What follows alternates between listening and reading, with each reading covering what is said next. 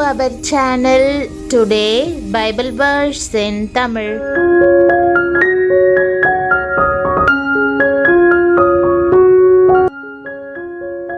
இன்றைய வசனம் சங்கீதம் 36:9. கிறிஸ்துவுக்குள் பிரியமானவர்களே, நம்முடைய ஆண்டவரும் இரட்சகருமான இயேசு கிறிஸ்துவின் வல்லமையுள்ள நாமத்தில் உங்களை வாழ்த்துகிறேன். ஜீவ ஊற்று உம்மிடத்தில் இருக்கிறது, உம்முடைய வெளிச்சத்திலே வெளிச்சம் காண்கிறோம் என்ற ஆண்டவருடைய வாக்குத்தத்தத்தை உங்களோடு பகிர்ந்து கொள்ள விரும்புகிறேன். நம்முடைய தேவன் ஜீவ ஊற்றானவர். ஜீவ ஊற்று ஒரு நாளும் வற்றி போகிறது இல்லை.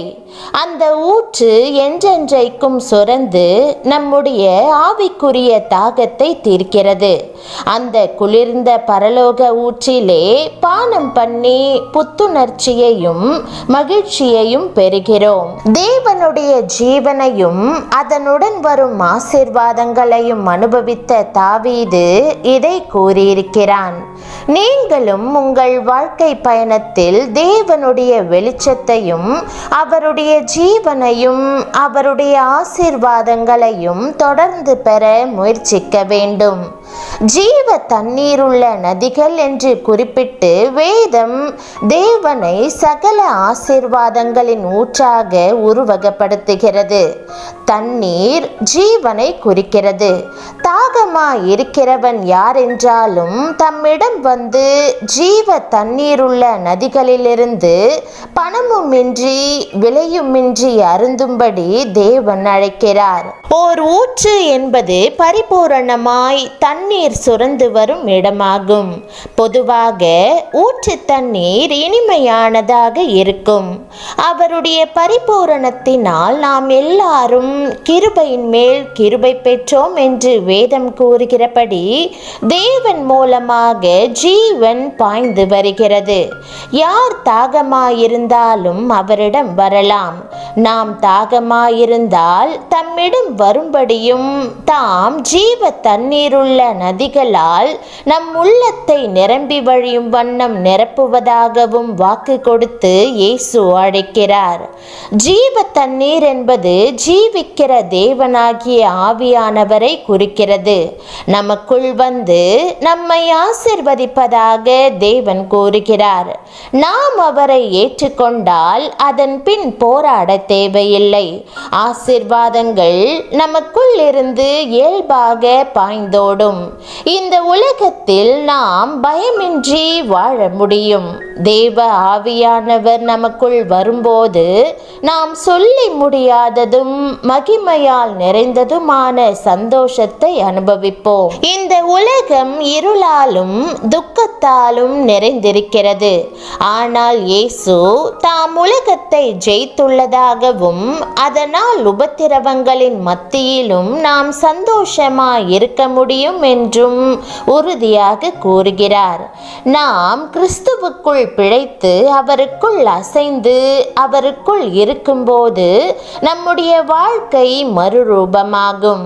நம்முடைய ஜீவ ஊற்று இனிமையாகும்.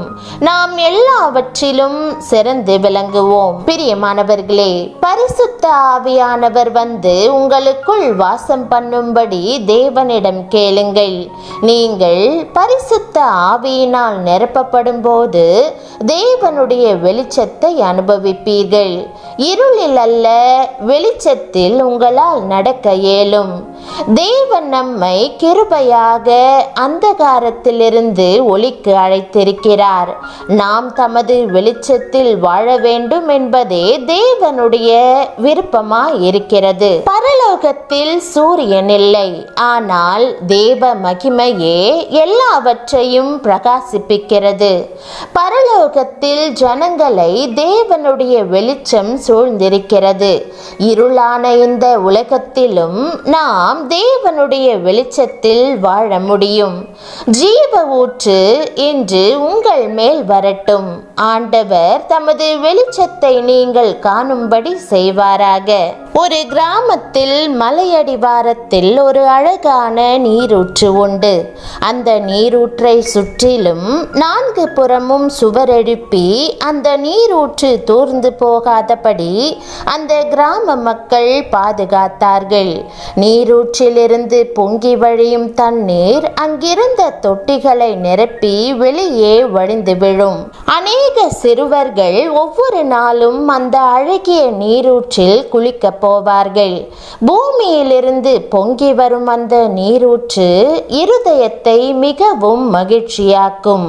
எவ்வளவு நேரம் பார்த்து கொண்டிருந்தாலும் சலிப்பு தட்டாது. அநேக ஆண்டுகளுக்கு பிறகு ஒரு சிறுவன் மீண்டும் அதே இடத்திற்கு சென்று பார்க்க போனான். என்ன ஆச்சரியம்! அந்த நீரூற்று மாறாமல் அப்படியே இருந்தது. தண்ணீர் பொங்கி பொங்கி வருவதை பார்த்து அவனுடைய உள்ளம் பூரிப்படைந்தது. தாவீது ராஜா கர்த்தரை நோக்கி பார்த்தபோது அவரை ஒரு அழகான நீரூற்றாக கண்டார். அவரிடத்திலிருந்து பொங்கி வந்த தண்ணீர் ஜீவ நீரூற்று தண்ணீர், சகல நன்மைகளையும் பிறப்பிக்கிற தண்ணீர், எல்லா காலங்களிலும் தாகம் தீர்க்கக்கூடிய தண்ணீர். அவரிடத்திலிருந்து இந்த உலகத்தின் வாழ்க்கைக்குரிய எல்லா நன்மைகளும் வந்து கொண்டே இருக்கிறது.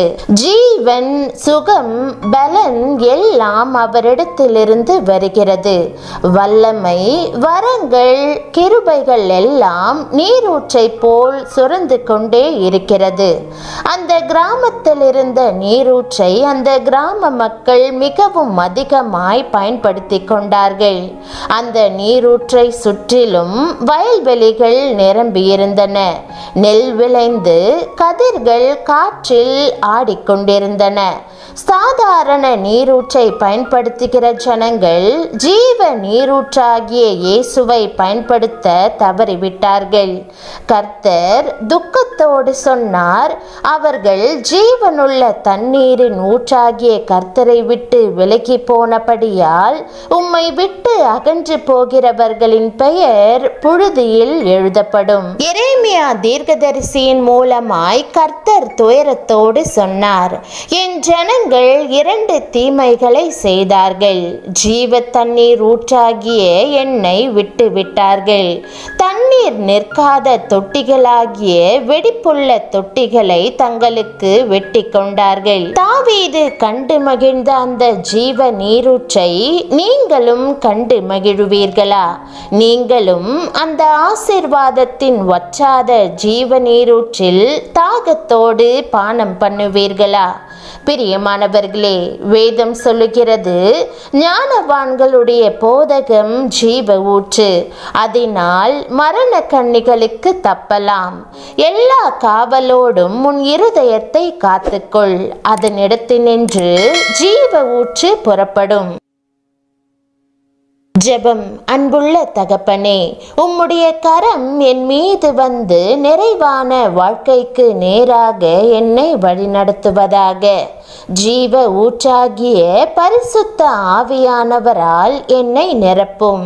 எனக்கு எதிராக கிரியை செய்யும் இருளின் வல்லமைகளை நீர் நொறுக்கி என்னை இருளிலிருந்து வெளியேற்றி உம்முடைய ஆச்சரியமான ஒளிக்குள் கொண்டு வருவீராக. என் வீட்டில் நான் சமாதானமாய் வாழ்ந்திருக்க உதவி செய்யும். நீர் என்னை சுமந்து சென்று ஆசிர்வதிக்கிற அன்பான தகப்பனாய் இருக்கிறீர். உம்முடைய வெளிச்சத்தை மற்றவர்களுக்கு காண்பித்து என்னை சுற்றிலும் இருப்பவர்களுக்கு ஆசிர்வாதமாக நான் விளங்குவதற்கு உதவி செய்யும். உம்முடைய ஜீவன் இடைவிடாமல் எனக்குள் பாய்ந்து என்னை ஆசிர்வதிப்பதாக. இயேசுவின் நாமத்தில் ஜெபிக்கிறேன் நல்ல பிதாவே, ஆமென். தேவனுடைய நாமம் மகிமைப்படுவதாக.